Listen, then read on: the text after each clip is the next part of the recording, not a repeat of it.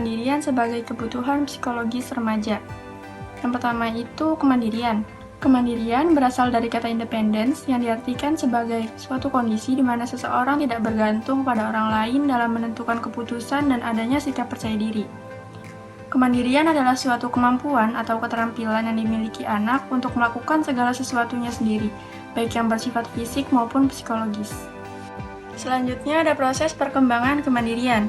Mengingat kemandirian akan banyak memberikan dampak yang positif bagi perkembangan individu, maka sebaiknya kemandirian diajarkan pada anak sedini mungkin sesuai dengan kemampuannya.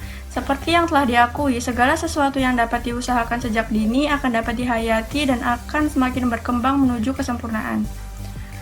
Latihan kemandirian yang diberikan pada anak harus disesuaikan dengan usia anak. Kemandirian sebagai kebutuhan psikologis remaja. Memperoleh kebebasan atau kemandirian merupakan suatu tugas bagi remaja.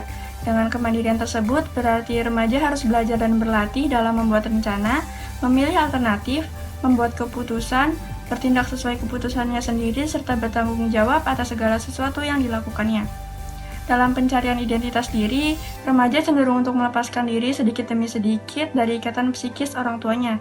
Remaja mendambakan untuk diperlakukan dan dihargai sebagai orang dewasa. Dalam mencapai keinginannya untuk mandiri, seringkali remaja mengalami hambatan-hambatan yang disebabkan oleh masih adanya kebutuhan. Umumnya, remaja mengalami dilema yang sangat besar antara mengikuti kehendak orang tuanya atau keinginannya sendiri. Jika ia mengikuti kehendak orang tua, maka dari segi ekonomi atau biaya sekolah, remaja akan terjamin karena orang tua pasti akan membantu sepenuhnya. Namun sebaliknya, jika ia tidak mengikuti kemauan orang tuanya, bisa jadi orang tuanya itu tidak mau membiayai sekolahnya. Konflik ini akan mempengaruhi remaja dalam usahanya untuk mandiri. Bahkan dalam beberapa kasus, tidak jarang remaja menjadi frustasi dan memendam kepada orang tuanya atau orang lain di sekitarnya. Frustasi dan kemarahan tersebut seringkali diungkapkan dengan perilaku-perilaku yang tidak simpatik terhadap orang tua dan orang lain di sekitarnya. Oleh karena itu, pemahaman orang tua terhadap kebutuhan psikologis remaja untuk mandiri ini sangat diperlukan dalam upaya untuk mendapatkan titik tengah penyelesaian konflik-konflik yang dihadapi remaja. Berikut beberapa tindakan yang dapat dilakukan orang tua dalam menyikapi tuntutan kemandirian seorang remaja, diantaranya komunikasi, kesempatan, tanggung jawab, dan konsistensi. Yang pertama itu komunikasi. Sebagai orang tua, sebaiknya berkomunikasi dengan anak dengan pembicaraan yang bersifat dua arah, agar menghindari hal-hal yang tidak diinginkan. 2. Kesempatan. Memberikan anak kesempatan untuk membuktikan atau melaksanakan keputusan yang telah diambilnya. Yang ketiga, tanggung jawab. Mencoba untuk memberikan tanggung jawab kepada anak. Dan yang terakhir itu konsistensi. Orang tua harus tetap konsisten dalam menanamkan nilai-nilai serta menerapkan disiplin kepada remaja sejak usia anak-anak. Mungkin masih banyak cara lain yang patut dipertimbangkan dalam meningkatkan kemandirian sang remaja agar menjadi pribadi yang utuh dan dewasa. Satu hal yang perlu kita ingat bahwa negara ini sudah penuh dengan berbagai ketergantungan pada pihak lain. Maka jangan lagi kita membangun generasi baru yang juga penuh dengan ketergantungan dan menjadi beban keluarga. Kepercayaan diri adalah kondisi mental atau psikologis seorang anak dan yakin pada kemampuan diri mereka sendiri, di mana individu tidak mudah terpengaruh oleh orang lain serta memiliki perasaan positif yang ada dalam diri seorang tersebut, serta dengan kemampuan potensi yang dimiliki tersebut, responden merasa mampu untuk mengerjakan segala tugasnya dengan baik dan untuk meraih tujuan hidupnya. Remaja yang percaya diri juga cenderung mempunyai gambaran dan konsep diri yang positif. Juga disebutkan Hurlock dan Bush dalam Kumala 1988 menyatakan bahwa reaksi positif seorang terhadap penampilan dirinya sendiri akan menimbulkan rasa puas yang akan mempengaruhi perkembangan mentalnya. Sehingga dari uraian di atas dapat disimpulkan bahwa kepercayaan diri remaja adalah keyakinan yang dimiliki oleh remaja bahwa dirinya mampu melakukan sesuatu seperti yang dibutuhkan dan diperoleh hasil seperti yang diharapkannya. Ia pun memiliki rasa optimistik untuk mencoba menghadapi dan memecahkan secara aktif masalah yang dihadapinya. Ia juga dapat menerima kenyataan dari apa adanya.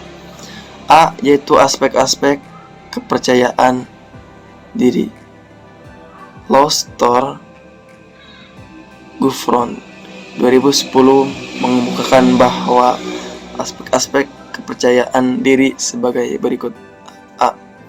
Kepercayaan pada kemampuan diri, yaitu kepercayaan diri artinya sebagai suatu keyakinan seorang untuk mampu berperilaku sesuai dengan yang diharapkan dan diinginkan. B. Optimis. Optimis adalah sikap positif yang dimiliki seorang yang selalu berpandang baik dalam menghadapi segala hal tentang diri dan kemampuannya. C. Yaitu objektif, orang yang memandang permasalahan atau sesuatu sesuai dengan kebenaran yang semestinya. D. Yaitu bertanggung jawab. Bertanggung jawab adalah kesediaan seseorang untuk menanggung segala sesuatu yang telah menjadi konsekuensinya. E. Yaitu rasional dan realistis, adalah analisis terhadap suatu masalah. Jenis-jenis kepercayaan diri. Menurut Angelis, kepercayaan diri ada 3 jenis, yaitu kepercayaan diri tingkah laku, kepercayaan diri emosional, dan kepercayaan diri spiritual. Yang pertama, kepercayaan diri tingkah laku adalah kepercayaan diri untuk mampu bertindak dan menyelesaikan tugas-tugas, baik itu tugas-tugas yang paling sederhana maupun tugas-tugas yang bernuansa cita-cita untuk meraih sesuatu. Yang kedua, kepercayaan diri emosional. Kepercayaan diri emosional adalah kepercayaan diri untuk yakin dan mampu menguasai segenap sisi emosi. Yang ketiga adalah kepercayaan diri spiritual, yaitu kepercayaan atau keyakinan individu bahwa setiap hidup ini memiliki tujuan yang positif dan keberadaannya punya makna. Faktor-faktor yang mempengaruhi kepercayaan diri. Faktor-faktor yang mempengaruhi kepercayaan diri dapat bersumber dari dalam dan dari luar diri individu. Faktor-faktor yang berasal dari dalam diri individu adalah yang pertama, konsep diri. Konsep diri adalah pandangan dan sikap individu terhadap diri sendiri. Seseorang yang memiliki konsep diri yang positif akan mengembangkan rasa percaya dirinya dan bersikap realistik serta objektif dalam memandang kehidupannya. Sebaliknya, orang-orang yang memiliki konsep diri yang negatif akan mengalami tekanan emosional yang mempengaruhi kepercayaan dirinya. Yang kedua, ada kondisi fisik. Perubahan kondisi fisik juga mempengaruhi kepercayaan diri. Penampilan fisik merupakan penyebab utama rendahnya kepercayaan diri seseorang. Ketika perubahan atau kondisi fisik diri tidak sesuai dengan harapan, akan menimbulkan sebuah persepsi dan gambaran pada penampilan fisik. Yang ketiga, ada pengalaman hidup. Kepercayaan diri yang diperoleh dari pengalaman yang mengecewakan adalah paling sering menjadi sumber timbulnya rasa rendah diri, apalagi jika pada dasarnya individu memiliki rasa tidak aman, kurang kasih sayang, dan perhatian. Selanjutnya ada faktor-faktor yang berasal dari luar diri individu yang mempengaruhi terbentuknya kepercayaan diri, yaitu yang pertama ada lingkungan. Lingkungan yang mendukung tercapainya kepercayaan diri adalah lingkungan yang submitif dan didukung sikap positif oleh anggota keluarga serta kondisi yang tentram secara keseluruhan. Yang kedua ada pendidikan. Sekolah akan memberikan ruang pada anak untuk mengekspresikan rasa percaya dirinya terhadap teman-teman sebayanya. Selain itu, masyarakat menganggap bahwa pendidikan tinggi merupakan kunci kesuksesan dalam hidup. Tinggi rendahnya tingkat pendidikan dapat mempengaruhi penilaian seseorang terhadap orang lain. Yang ketiga, pekerjaan. Manusia akan mampu mengatasi rasa keterasingan dengan bekerja. Bekerja adalah cara yang paling bermanfaat untuk mengungkapkan diri seutuhnya. Ciri-ciri individu yang memiliki kepercayaan diri. Yang pertama, percaya akan kemampuan diri atau kompetensi diri, hingga tidak membutuhkan pujian, pengakuan, penerimaan, ataupun hormat dari orang lain.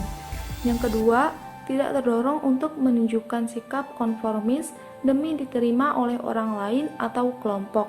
Yang ketiga, berani menerima dan menghadapi penolakan orang lain atau berani menjadi diri sendiri.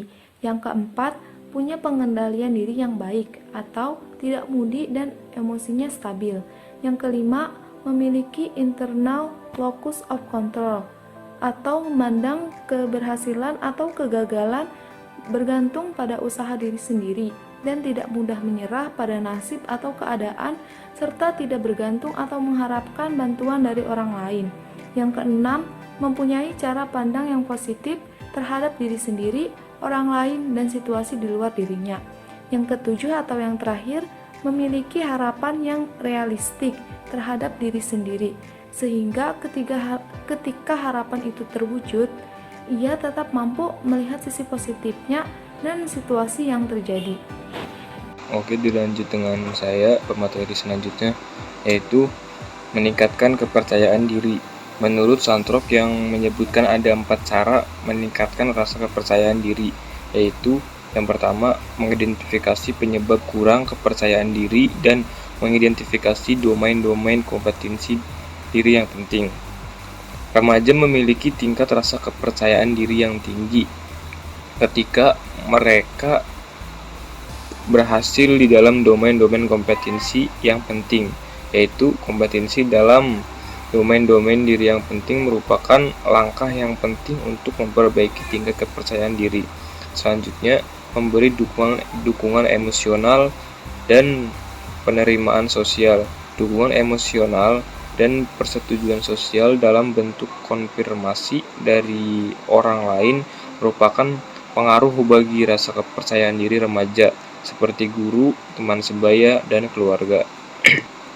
Selanjutnya, prestasi. Dengan membuat prestasi melalui tugas-tugas yang telah diberikan secara berulang-ulang.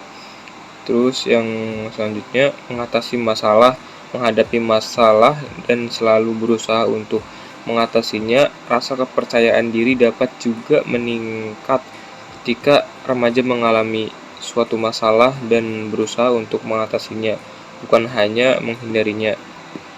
Implikasi pemenuhan kebutuhan remaja terhadap penyelenggaraan pendidikan. Yang pertama, yang A, pengertian pertumbuhan dan perkembangan. Dalam kehidupan manusia terdapat 2 proses kejiwaan yang terjadi, yaitu pertumbuhan dan perkembangan.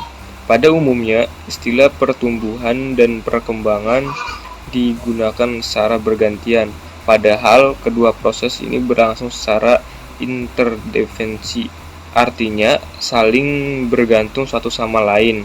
Kedua proses itu tidak dapat dipisahkan, tetapi dapat dibedakan untuk memperjelas penggunaannya. Pertumbuhan berkaitan dengan perubahan fisik secara kuantitatif yang menyangkut ukuran dan struktur biologis. Pertumbuhan adalah perubahan secara psikologis sebagai hasil proses pematangan fungsi dalam perjalanan waktu tertentu. Terus selanjutnya, pertumbuhan fisik peserta didik usia sekolah menengah atau remaja. Faktor-faktor penyebab perubahan fisik adalah perubahan yang berlangsung secara fisik dan merupakan gejala primer dalam pertumbuhan remaja. Perubahan ini meliputi perubahan ukuran tubuh, terus perubahan proporsi tubuh, munculnya ciri-ciri kelamin primer dan sekunder. Penyebab perubahan fisik pada remaja adalah adanya 2 kelenjar yang menjadi aktif bekerja dalam sistem endokrin. Kelenjar pituitari yang terletak di dasar otak mengeluarkan 2 macam hormon yang erat hubungannya dengan perubahan masa remaja. Kedua hormon itu adalah hormon pertumbuhan yang menyebabkan terjadinya perubahan ukuran tubuh dan hormon gonadotropik atau sering disebut hormon yang merangsang gonad agar mulai aktif bekerja. perkembangan intelek peserta didik usia sekolah menengah atau remaja. Istilah intelek berarti kekuatan mental yang menyebabkan manusia dapat berpikir, aktivitas yang berkenan dengan proses berpikir atau kecakapan yang tinggi untuk berpikir. Menurut kamus website New World Dictionary of the American Language, istilah intelek berarti kecakapan untuk berpikir, mengamati atau mengerti, kecakapan untuk mengamati hubungan-hubungan, perbedaan, dan sebagainya. Terus kecakapan mental yang besar, sangat inteligensi dan pikiran atau inteligensi. Istilah inteligensi telah banyak digunakan terutama dalam bidang psikologi dan pendidikan. B. Implikasi pengembangan kemampuan bahasa remaja terhadap penyelenggaraan pendidikan. Kelompok belajar terdiri dari siswa-siswi yang memiliki variasi bahasa yang berbeda-beda, baik kemampuan maupun polanya. Dalam strategi belajar mengajar di bidang bahasa, guru perlu memfokuskan pada kemampuan dan keragaman bahasa anak. C.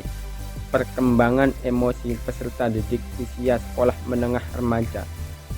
Pengertian emosi. Perilaku kita sehari-hari pada umumnya diwarnai oleh perasaan-perasaan seperti senang atau tidak senang, suka atau tidak suka, sedih dan gembira. Itu adalah proses yang dinamakan emosi. Karakteristik perkembangan emosi. Masa remaja sering dianggap sebagai periode badai dan tekanan. Suatu masa saat ketegangan emosi meninggi sebagai perubahan fisik. Faktor-faktor yang mempengaruhi perkembangan emosi. Sejumlah penelitian tentang emosi menunjukkan bahwa perkembangan emosi remaja dipengaruhi oleh faktor kematangan dan faktor belajar. Pengaruh emosi terhadap tingkah laku. Perilaku ketakutan, malu-malu, ataupun agresif disebabkan oleh ketegangan emosi.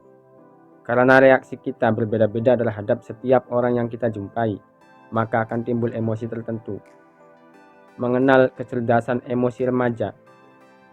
Kecerdasan emosional terlihat dalam upaya untuk memberi kesan yang baik terhadap dirinya. Implikasi pengembangan emosi remaja terhadap penyelenggaraan pendidikan. Yang dapat dilakukan seorang guru adalah memperlakukan siswa seperti orang dewasa yang penuh dengan rasa tanggung jawab